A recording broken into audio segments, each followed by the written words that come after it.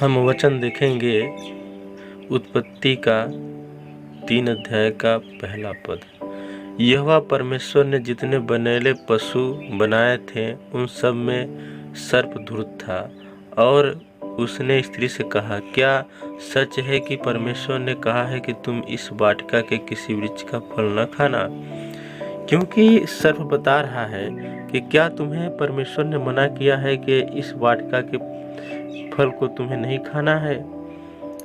क्योंकि सर्प धूर्त था, जानता था कि ये फल खा लेगी तो इसका जो है कि नाश होगा। और यही सर्प चाहता था, इसीलिए स्त्री को भरमा रहा था, वो उसे विचलित कर रहा था।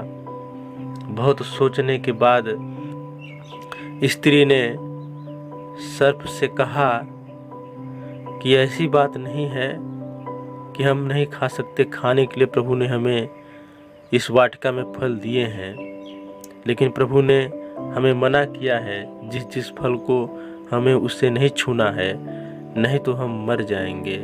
हम आगे अब देखेंगे अगले पद में। स्त्री ने सर्प से कहा, इस वाटिका के वृक्षों के फल हम खा सकते हैं। स्त्री ने कहा कि इस वाटिका का फल हम खा सकते हैं, लेकिन वो फल हम नहीं खा सकते। पर जो वृक्ष वाटिका के बीच में है उसके फल के विषय में परमेश्वर ने कहा है कि न तो तुम उसको खाना और न उसको छूना, नहीं तो मर जाओगे। स्त्री कह रही है सर्प से कि तुम उस फल को न खाना न छूना, नहीं तो मर जाओगे। प्रभु ने मना किया है। तब सर्प ने स्त्री से कहा, तुम निश्चय न मरोगे। वो जानता था कि तुम इसे खाओगे तो नहीं मरोगी, क्योंकि उसे भरमाना था। वरन परमेश्वर आप जानता है कि जिस दिन तुम उसका फल खाओगे उसी दिन तुम्हारी आंखें खुल जाएगी और तुम भले बुरे का ज्ञान पाकर परमेश्वर के तुल्य हो जाओगे। वो सर्प स्त्री को भरमा रहा है कि तुम्हें अच्छे बुरे का ज्ञान हो जाएगा और तुम्हारा आँख खुल जाएगा।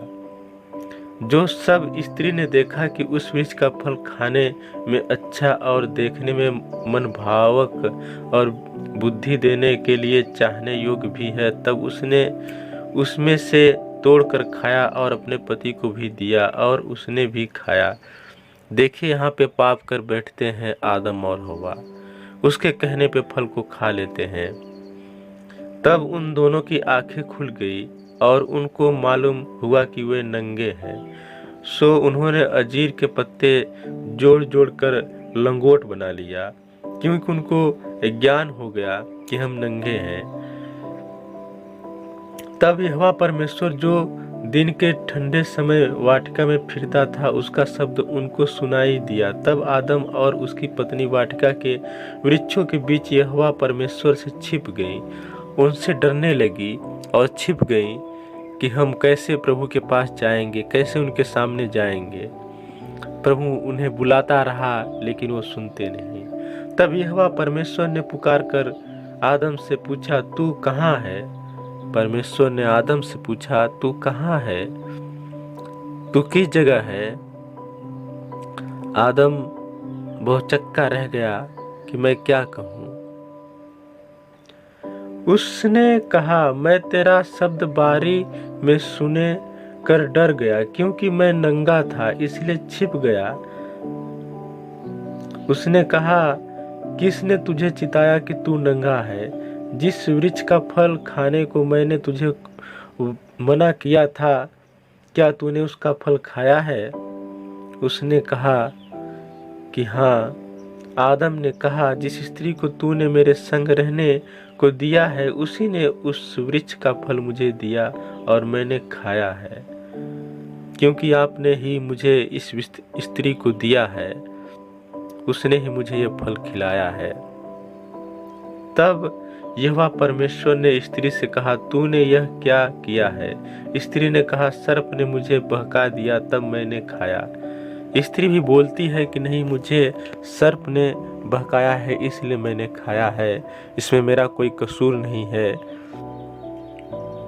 लेकिन उसका कसूर है क्योंकि परमेश्वर ने उन्हें मना किया था, लेकिन वो नहीं माने।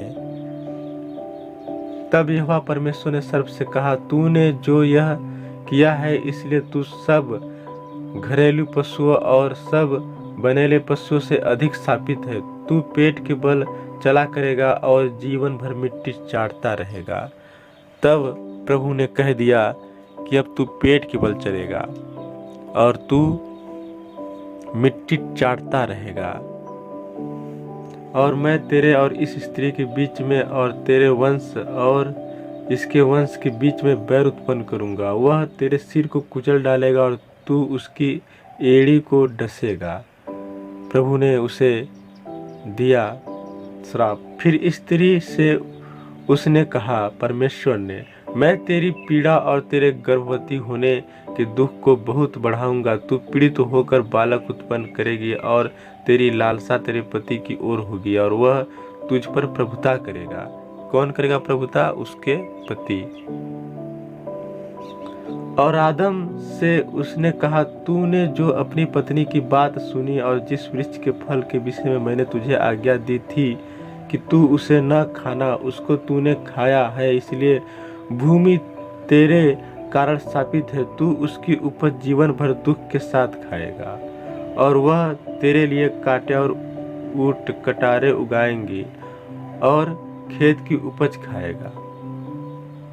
ऐसा प्रभु ने कहा कि तू अब अपने ही काम के जरिए खा पाएगा तू, और अपने माथे के पसीने की रोटी खाया करेगा और अंत में मिट्टी में मिल जाएगा, क्योंकि तू उसी में से निकाला गया है। तू मिट्टी तो है और मिट्टी में ही फिर मिल जाएगा।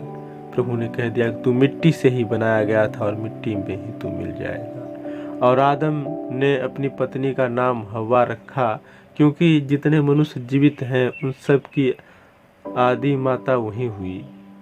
जितने भी जीवित मनुष्य हैं उनकी आदि माता वही हुई। धन्यवाद। इस